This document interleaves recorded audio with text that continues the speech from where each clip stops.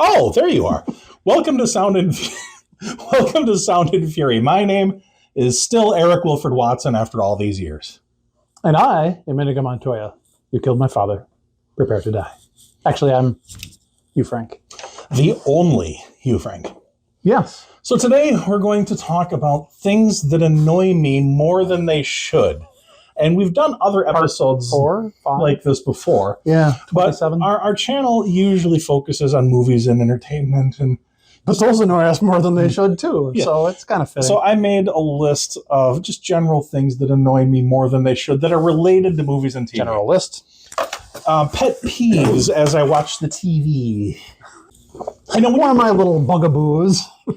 Sorry. You know, when you remember something, it's thinking back to something that happened before. But when it's happening now, are you remembering it? Yes. Kind of like if you're not disgruntled, you are gruntled. Yeah.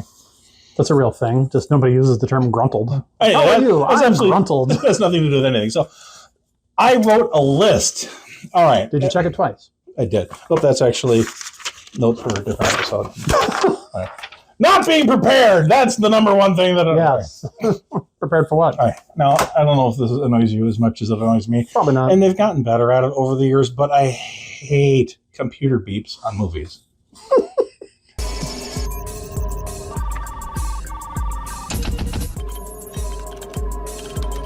It's all the blinking and beeping and beeping. Blinking and beeping and flashing. They're flashing and they're beeping. I can't stand it anymore. They're blinking and beeping. No, anytime anybody uses a computer for absolutely anything, like the hacker and the computer screens are from, they go. Oh, yeah, because that's what screens do. Computers don't make that noise. Zero computers have ever made that noise unless somebody did it on purpose, ironically. Right. But can you imagine if you're at the office and everybody's computers were blinking and beeping and if computer, like when they like put the date, like in Hunt for Red October, they do it.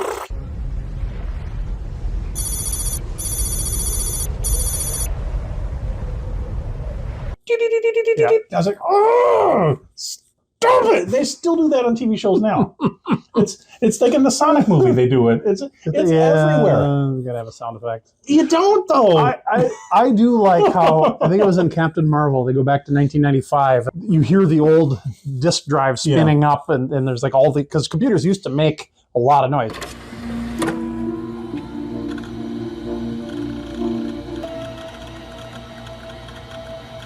What's happening? It's loading. Now everything's solid state. It doesn't really make noise anymore. To your point, there is no, you know. That was fun, the realisticness of that. I get it. But like in hacking, it's like every time somebody hacks a computer, that was these cool little graphics. It's not just like lines of code not doing anything. Like, right. You know. Right. We've only got 2 of the blinky boxes left to go. Ooh, blinky boxes. Just hack. Look, they're just like...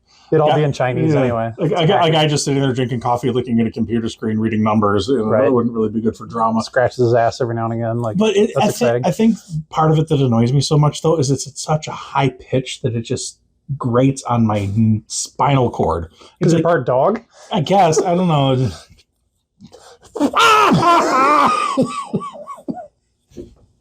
Oh, that reminds me of a previous episode we did where I complained about people that hold the door open for you from really far away. You know, again, this is probably a Midwest thing. If you live in New York, this probably never happens. But no, they just shoot you. But if you're in Wisconsin and you go to a Quick Trip gas station and you're 100 feet back, somebody will stand there and hold the door open for you. And you have to walk faster to get to there. And sometimes it's not the door you're intending to go to. Sometimes you slip and fall and die. But I actually held the door open for somebody today, and I started laughing to myself because you're doing it. I thought of that episode. You become one of us. But in fairness, though, the guy was holding 5 different cups of coffee at once, so I held it's okay if there's coffee. Yeah, you should have let it slam in his face. Yeah. I don't know why I just thought of that. Was pretty mean. Another thing that annoys me in movies more than it should, and it still happens all the damn time in action movies and TV shows and cop dramas and whatnot. So is it the gun? Cocking the gun? Oh, no, that's later on. Okay. But the bombs that have external wiring and giant clocks on them. Oh, yes, because, how else are you going to disarm it? Because bombs aren't meant to go off. They're meant to be disarmed. It's 4 minutes too slow. Here, let me fix it. There. The giant clock counting backwards. Has the FBI people, have you ever disarmed a bomb in real life that had a counting clock with external wires that were different colors? They don't even disarm them anymore. They have bomb disposal stuff, and they have a robot put it into a bin, and it goes off.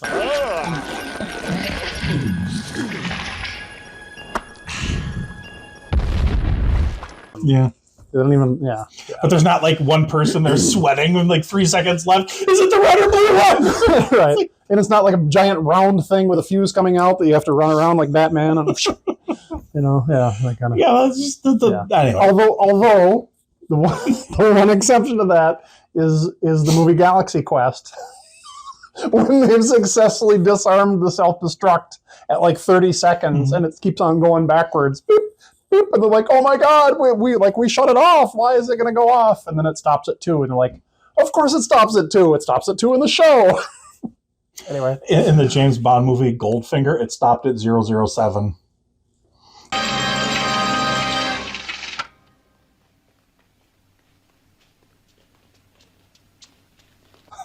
Of course it did. Of course it did.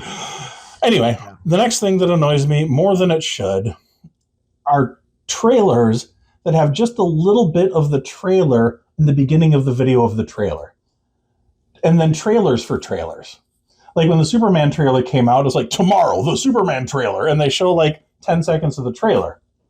But when you watch a trailer on YouTube, it'll often show a little bit of what's ahead in the trailer at the beginning of the video of the trailer.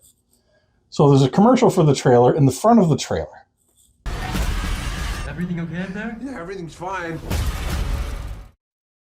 You can't just watch the trailer. And then you go to watch the trailer and there's an ad for something else that you have to watch first. Well, that's okay. It's an ad in the middle of an ad. Like, what the heck? Come on, how many stacks of, like, what is this, Inception? Like, Well, yeah, like the 28 Years Later trailer, which I thought was actually really good. When I watched it, they had like a little snippet of what's going to be ahead in this. It's a 2-minute video. Do I need a 3-second clip of what I'm about to watch in a 2-minute video? you're about to see it. Well, maybe that's where people's attention span is now. I guess. This is sort of... Because we're living the movie Idiocracy. Like, it's sort of a related concept. I like money. Sort of a related concept. When a TV show ends, they go, next time on whatever. It's just, I'm about to watch do the they next... do that anymore? Yeah. Oh, yeah. They do that on some streaming things, too, and that always bothered me. It's like, we're about to watch the next episode. Don't show me what's going to happen. Like, yeah. At least with Disney, you can skip the recap or whatever on stuff. And I think some of the other ones do. But one of them, I don't remember which one it was. Maybe it's Prime, where you're like, it actually is kind of jarring to, you get to the end of the show and it shows you what's going to happen in the next one. It's like, well, but I'm about to watch the next That's exactly one. what I mean. Yeah. I think that's Prime does that. Yeah. I don't like it. Yeah. I think you'll agree with me on this one because I've heard you complain about this before, and that's people that make fake trailers and post them online as if they were real movie trailers. And I've gotten pretty good at detecting that, but yes, that annoys the shit out of me. Yep, it does. It's getting even worse with AI now. Yeah. Oh God. Yeah, I can imagine. Yeah.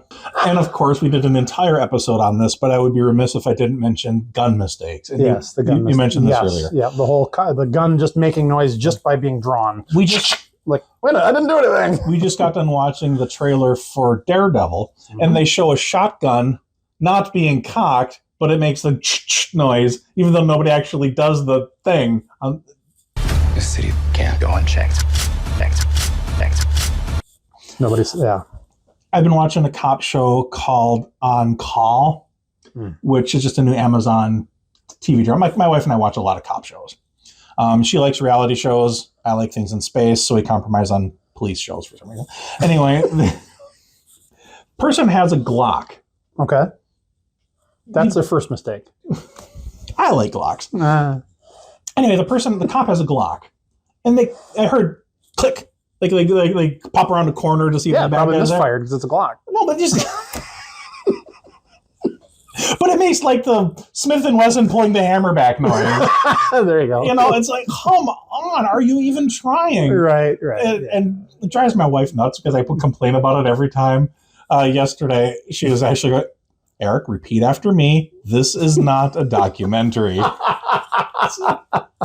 Right. Oh, it's just, yeah. It is very jarring. And for me, it's airplanes. With all the dumb stuff they do, you know, the guns too, but yeah, classic. Like there's just some things that airplanes can't do. And just because just because you're the main character and you do this with the yoke, it doesn't mean that the airplane's going to miraculously do what you want it to do. You're probably going to stall the bitch and die. It's just how it is. And I guess that ties into the beeps on computers. I guess they just want there to be sound effects. Yeah. Like subliminally, you might not even really think about it. You hear a gun-ish noise and you think firearms. But if you're actually watching what's happening, they don't do anything to make the gun make the noise. Right. It's as ridiculous as putting your hand on the hood of a car and it going vroom, vroom, vroom because you touched it. Right. That's not what cars do. That's not what guns do. They don't cock just by you like having them in your hand. Yeah. That's Yep. Anyway. We got a whole video on that. We could. But yes, that's definitely.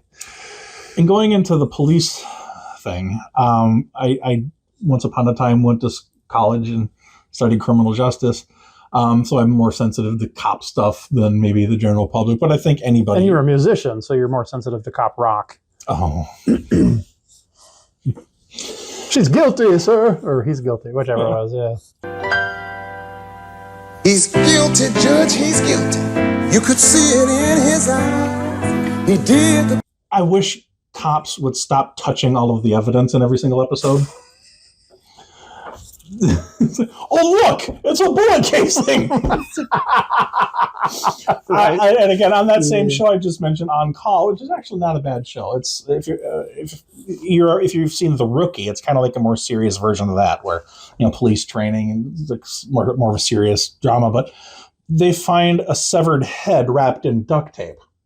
Oh, typical Friday out in a field, kind of in a homeless tent camp. So in California, yeah. The cops are like standing in a circle around this severed head wrapped in duct tape, and the cops are actually like rolling it around on the grass to get a better view of it. And I'm like, are you serious? Are you even trying? Now, if there's any fingerprint or DNA evidence, you're literally rolling it around in the grass. Right. Stop it! I've only ever been on one crime scene. When that he's willing to tell us about. Yeah. Well, I mean, for a crime I didn't commit. When I would have been like 12 or maybe 13. My dad retired from the state police, and I was with him in I don't know, we were on our way home, and he needed to go find a thing, and we were looking for, somebody had committed some sort of crime and had dropped a UAW medal. Mm-hmm. They had like their pin or whatever that said they were a United Auto Workers person, and we were looking for it in the grass, and I, my dad said, look for, I don't know, this shiny thing, but don't touch it. Like that's the one thing that I know about a crime scene. I learned it when I was 12. Stop it! And I wasn't the one that found it. I was just there. I remember my dad had to talk to the judge because I was like actually subpoenaed because technically I was part of the search process for this evidence or whatever, even though I didn't see it. And he talked the judge into me not having to appear in court as a 12-year-old and say, oh, I don't know what I was doing. But if a real don't touch it. That's the point. World cop found a severed head and started rolling it around. This doesn't happen. I'm pretty sure they'd lose their job or at least get seriously. Stop it! Yeah, but the point is like that's the number. That is like literally the only rule I know in real life about crime scenes is you don't touch the evidence. You just don't. The criminal. I remember the 12-year-old knows that. I remember taking a forensics class in college, and the guy was talking about that same thing. And his thing was people that like see a puddle of blood and they touch it, and like it's like if it's wet and sticky and not yours, don't touch it. Stop it! And then the cops will like sniff the cocaine to see if it's real, or like or touch it to their tongue, especially in the world of fentanyl. I think this is cocaine. No, hang on. Quick, put the thing in my chest. That was actually heroin. I do cocaine. Anyway, All right then. I have a list of stuff in front of me here. Yeah, let's stick to that maybe. This is just a TV trope that happens all the time, especially in sitcoms and stuff. Just the dumb dad.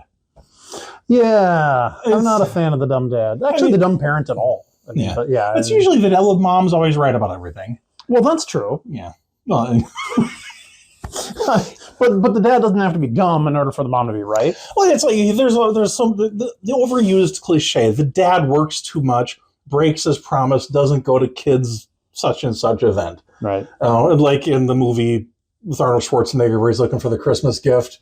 Jingle All the Way. Yeah, thank you. Which is also tied to Star Wars. Oh. Well, because that's Anakin Skywalker is his son. Oh yeah, It's Jake Lloyd. Jake It's Lloyd, been a long time since I've watched that movie, but yeah, he misses his kid's science thing. Was it? Never actually saw it. Yeah. That happens over and over in movies. Like, oh, don't worry, little Johnny, I'll be there. Oh, I got caught at work doing Liar, liar. Yeah. The boss is really riding me. But like on every single sitcom that exists, it's always the dad that's the goof. Oh, he missed the thing. He did the thing wrong. He has to be the one to apologize. It's never like, can the dad just not be moron like once? I don't know.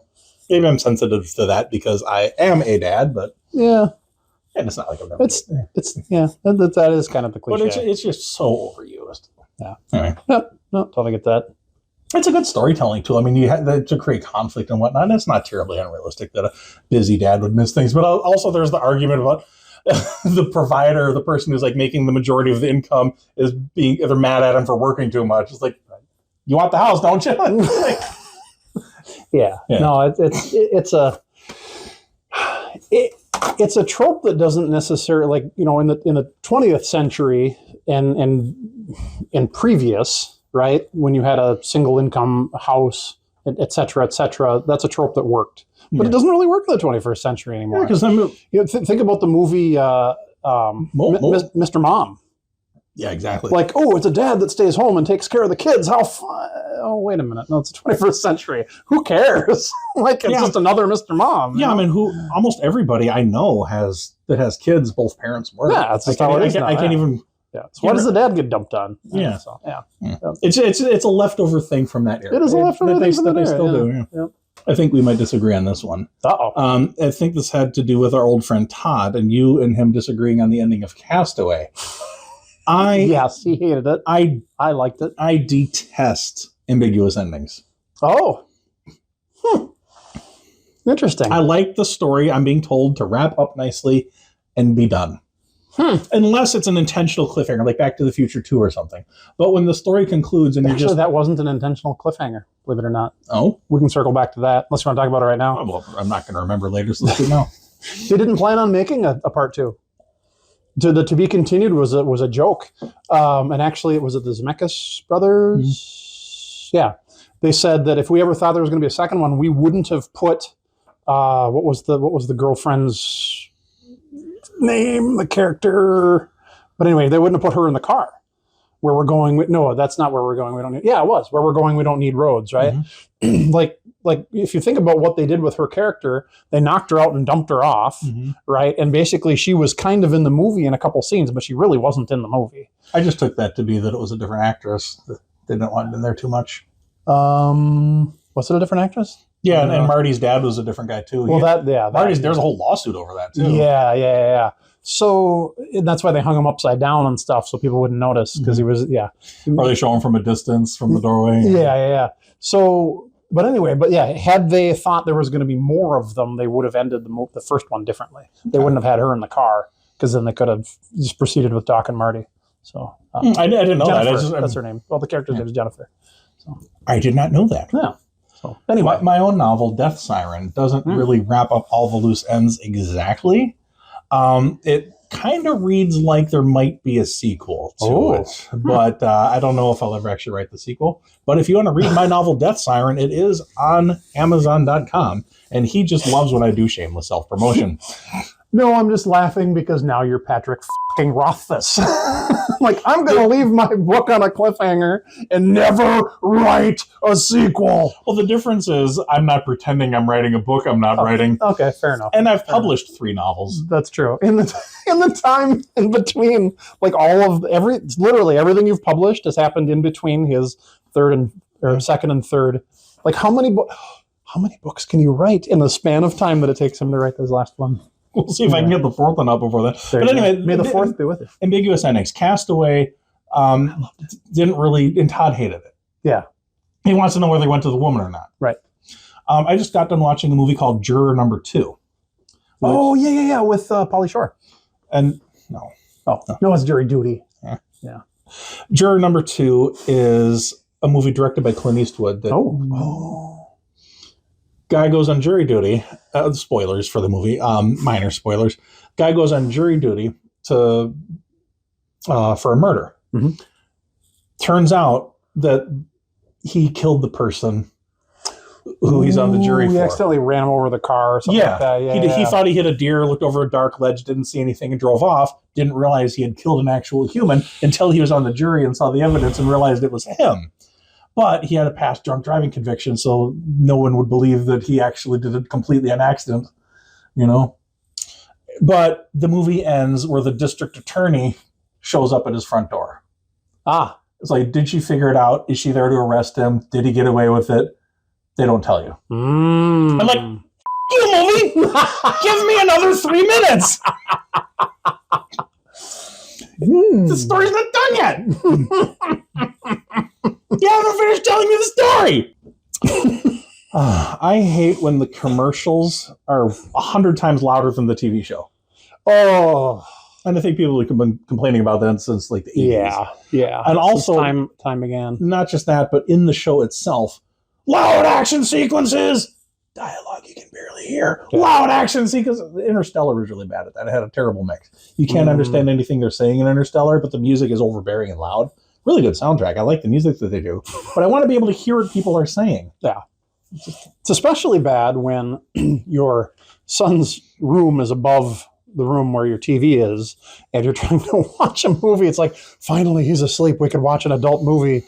Not an adult movie, but something rated PG-13 or higher. Something that adults watch. Like Breaking Bad or something, right? And it's like you got to constantly adjust the volume because the action sequences are loud, and then it's. Yeah. I've heard people say, "Well, that's just because your TV settings are wrong." I said, "Well, no, it's not. No, it's not. It happens to literally everybody. It's like everybody's TV settings are wrong. I don't think so. They turn up to 27, turn it down to 19, right?" Yeah. Contrived conflict where a one-sentence conversation will clear up the misunderstanding. They do that a lot. Oh, yeah. There's a lot of... Yeah, we don't have to talk too much about that, but it's especially in like the romantic comedy genre. Like the guy is seen with another woman, but it was really an innocent conversation and they just misunderstand it. No, I don't even want to hear it.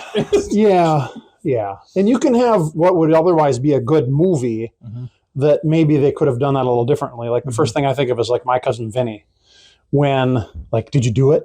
Of course I did it. I feel guilty about it. It's like he thinks he's talking about stealing soup, but they're actually talking about a murder, right? It's like, yeah. So, but obviously there's no other vehicle to get them, or maybe there is another anyway. So yeah, I get it. So you could still have a really good movie. Just that one part of that always just like give me a little bit of a twitch.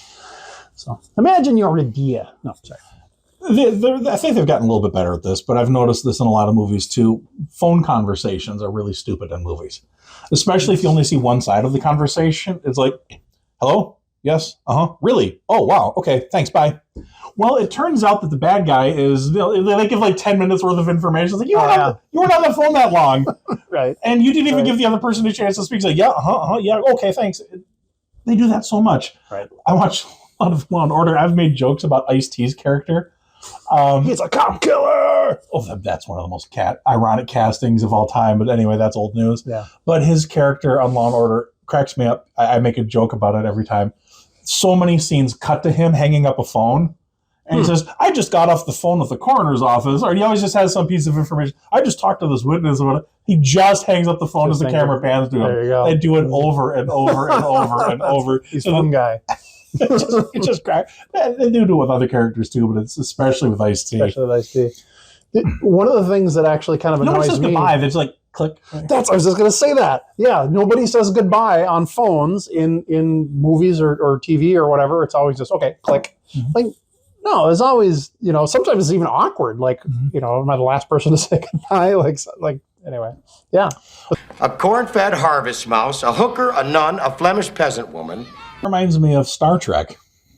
Of course it does.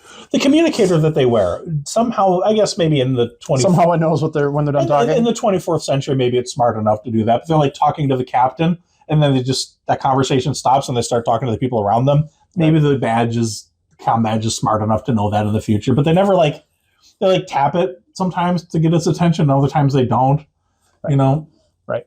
And let's be honest. So if you really have telecommunications between two people or more, there's going to be, sorry, Captain, I can't hear you. You're on mute. And there's going to be two people talking at the same time. Mm-hmm. And there's going to be all kinds of stuff that happens. And that if you've ever been on a conference call, matter of fact, we used to have conference call bingo where the different squares were like talking on mute. The person that doesn't paying attention and then blames it on talking on mute. like all that stuff happens, except in movies and TV. You should watch the show Evil. It's fantastic. Sounds evil to me. I don't remember the actor's name, but he played Luke Cage on the Marvel show. Oh yeah. He plays a Catholic priest on the show. He's really good. And if you ever watched Lost, there's the beady-eyed kind of villain guy. But with his wee beady eyes and that smug look on his face. Ooh, you're gonna buy my chicken. Ooh. But it's a fantastic show. The basic premise is this Catholic priest and a team of people. He has like a secular Muslim guy and an atheist woman, and he's the believer priest. They go to investigate supernatural things to determine whether it's really a miracle, really demonic. So they do scientific investigations, and it turns out more and more that the demonic stuff seems to be more real. It starts off kind of ambiguous. There's like a scientific explanation, and there's like the religious explanation. It's a really good show. But anyway, as the series goes on, it gets less ambiguous. They have literal demons on the show. Kind of hard to disbelieve that. They have a conference call about like trying to set up the Antichrist for the end of the world, and they're having like a Zoom call about it. And there's a demon with hooves and horns, like talking on mute. You're muted, Norm. The guy's like giving an explanation. Oh, it's the button down here. And you see the guy with his like demon hoof trying to. It's the button near the bottom, Norm. It's shaped like a lozenge. Sorry. What are we hearing about this? That's awesome. It's like awesome. It's part horror, part X-Files, part dark comedy. I highly recommend Evil. It's one of the best shows of the decade. But sorry, that's sort of an aside, but that's one of the best Zoom meeting things I've ever seen on a show. That's how it works. That's how real life works. Is there's always that one person. Oh, sorry, talking on you. You mentioned X-Files and the whole belief thing. One of my pet peeves with specifically X-Files, and the reason I couldn't watch it later on is there was a really good balance between Mulder and Scully. Scully thought that there was an explanation for everything and wanted to disprove it. And by the end of the episode, and Mulder wanted to believe everything. By the end of the episode, and they were always ambiguous, right? You got to pick. Do you believe Sculler or Moldy? Do you believe Scully or Mulder as to whether or not it was fantastical or scientific? Like every single episode, right? And then it got so far toward the fantastical, like Mulder literally died and spent 8 months dead and was brought back to life. And then Scully's still like, well, there's got to be a scientific explanation. It's like, nobody's ever died and come back again, right? And, well, but that makes it fantastical, right? So, but that's a belief thing. As and a not Christian, science. I do believe that at least one. It happens. Right, and that's a belief thing and not a scientific thing, right? So if it's like if Thomas were to say, no, that I don't. Even though you literally rose from the dead and you're standing in front of me, I still don't believe. Right. It was Doubting Thomas doubted for too long to be realistic. Right, exactly. And somehow she's still doubting, even after literally seeing with her own eyes death and rebirth, right? So, like, there's a certain point where it's like, okay, now I can suspend disbelief for all kinds of fantastical scientific stuff, but once human nature starts to go awry, where, okay, a person really wouldn't think or do or say this stuff because it just, like, they're no longer in their own character. And I'm out of I pop out of the universe and it's no longer enjoyable for me to watch. I should rewatch the X-Files. It's been a really long time. Yeah. I stopped watching right around the time that Mulder left the show, and then they had the T-1000 show. The T-1000 came on, yeah. Have you seen this boy? And I haven't seen the because he came on because Mulder died. Yeah. And then he left because Mulder came back to life. Yeah. Sort of like Tim Owens in Judas Priest. Oh. Judas Priest, Rob Halford from Judas Priest decided to do Fight and do his own solo music. So they hired a guy named Tim Owens who used to be in a Judas Priest cover band, which is the basis for the movie Rockstar with Mark Wahlberg. But when Rob Halford came back, they kicked out the old singer guy. And they pretend he was never in the band. Whoopsie. They did that with Iron Maiden too, when Bruce Dickinson left Iron Maiden and then came back. So yeah. The Bruce Dickinson. Yes, not the cowbell Bruce Dickinson. Just like you, I put my pants on one leg at a time, except once my pants are on, I make gold records. Just saying. Anyway, so yes, things that annoy you. We went kind of far afield there. People not getting killed in action sequences when they very much should be killed. For example, Tony Stark and his Iron Man suit should have been liquefied because of inertia a whole bunch of times. You can be more forgiving in a comic book movie, but there's supernatural elements, but he's just supposed to be a regular person. Yeah. If that metal suit were like in the first Iron Man movie, like crashes like a meteor and his suit runs out, he's like, poof, he lives somehow. Or he would basically be deatomized practically. Did he crash like a meteor? In the first Iron Man movie, he got slapped around and crashed as Iron Man. Yeah, I guess.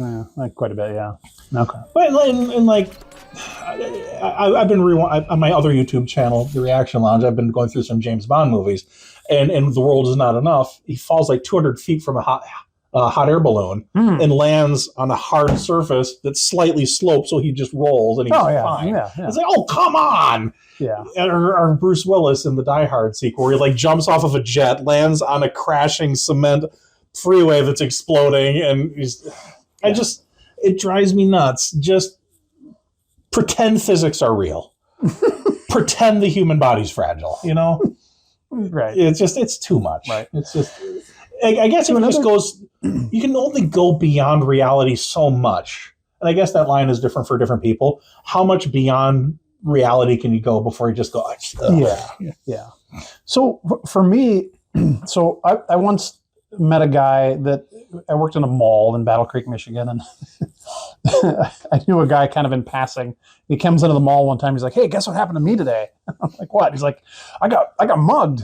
I'm like, "Really?" He's like, "Yeah, some guy like pulled a knife on me and he said, 'Give me your wallet or I'm going to stab you.'"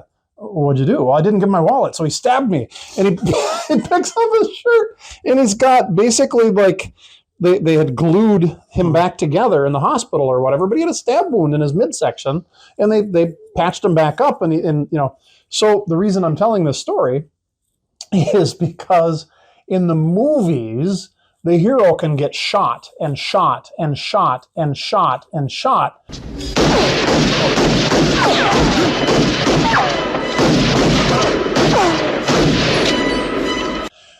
And doesn't die. But you stab that guy one time in the midsection and suddenly he's dead. Or you stab a villain one time in the midsection and they're dead. Well, I don't know a lot about what it takes to kill somebody by stabbing them in the midsection, but one stab wound apparently won't do it. I guess it depends where the knife goes. I guess it depends, but your rib cage protects you largely from getting stabbed through a vital organ up here, right? That's why we have ribs. That's why we have ribs. But in the belly, maybe eventually, like, you know, sepsis and things like it takes a while. Like, it's kind of accurate, more or less.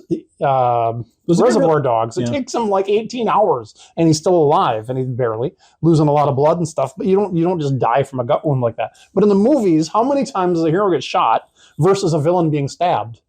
And that ratio is just was the guy off. like the way you told the story? The guy almost sounded happy that he got mugged. Kinda, yeah. Well, he survived being stabbed. If I knew I was going to survive, like, there's a certain like, I would like to be through in an earthquake at some point. I would like to be bitten by a shark. If I knew I was going to survive it, stabbed would be kind of cool. You have a difference in the concept of recreation than I do. Well, like I've mentioned on another video, my job doesn't really entail a lot of peril. But there's like certain things where it'd be cool to have a stab wound scar. It'd be cool to have a shark bite scar later on, or like, you know, having survived different. I'm like really irritated at this little hangnail on my thumb. I don't know. I think I'll pass on the shark bite. But that's why action movies are so great. Modern Americans' lives really aren't that perilous most of the time. There's exceptions, obviously. There's crime. There's real life gang violence. I mean, I know that there are really, really bad things that happen. You know, natural disasters and all that. But living in middle America, our suburbia, our lives are kind of ordinary. There's teams of people that exist to prevent bad things from happening to the average Joe. Yeah, and we're not those people. Right. You know, we don't wear guns to work. We don't. We're not firemen. We're not police officers. We're not in the military. Our occupations involve looking at a computer screen. Yes. Which, you know, you kind of live by conference calls. You live vicariously through the fictional characters, which is great. It's wonderful that we have those tools. The last thing I'll mention here, and this isn't as big of a pet peeve as some of the others, and I understand why it's this way, but nobody eats their food on movies or shows. Oh, yeah. They always like move it around. They're chewing, but there's nothing in their mouth. And they always have like Chinese food boxes with chopsticks sticking out of it, but you never see anybody actually eat their food. Yeah, like the mom makes this big breakfast and the kid like, sorry mom, I'm late for the bus. Takes one spoonful of egg and runs out the door. Yeah. And it makes sense, because how many takes and how much food can you possibly eat? And that same cheeseburger's been sitting in front of you for 5 hours, you know, and for continuity, for different takes. If you take a big bite of the burger and then there's no bite in the burger anymore, you know, I get it, but it just, when I actually do see somebody actually eat something in a movie, I'm like, okay. It just makes it more real somehow. Yep. I can't remember the name, the directors, but The Usual Suspects. They were meticulous because there's a lot of smoking in that movie, and they were like, if you will not find an editing error where the cigarette is burned to a different, like it's always linear. They made sure that if you see somebody with a cigarette that is burned this much, and then it cuts away to somebody else and comes back, it's not going to be more. It'll be maybe a little bit less. Like they were. That has to be hard. Yeah, I would imagine. But you can see little editing mistakes like that in any other movie. But I challenge you to find one in Usual Suspects, which you should watch anyway because it's cool. But Taser Susie. I notice a lot of times if two people are having a conversation, they like cut back and forth. You see like the side of one person's head while the other person's talking. And sometimes if you look at their jaw, they're like saying words that don't match what's actually coming out. Mm-hmm. The dialogue is changed in post-production or whatever. Yeah. And editing mistakes are editing mistakes. Mistakes are editing mistakes. But it's kind of cool when you have attention to detail that doesn't allow some of the more standard ones to happen. And editing mistakes are editing mistakes. Let us know in the comments what you think. What movie/TV things bug the crap out of you? Let us know, and don't forget to hit those buttons that we're contractually obligated to say like and subscribe. And all that. See, I don't like how those YouTubers are always saying like and subscribe. Yeah. So like and subscribe. Unlike and block our channel. Reverse psychology. I know, something completely different.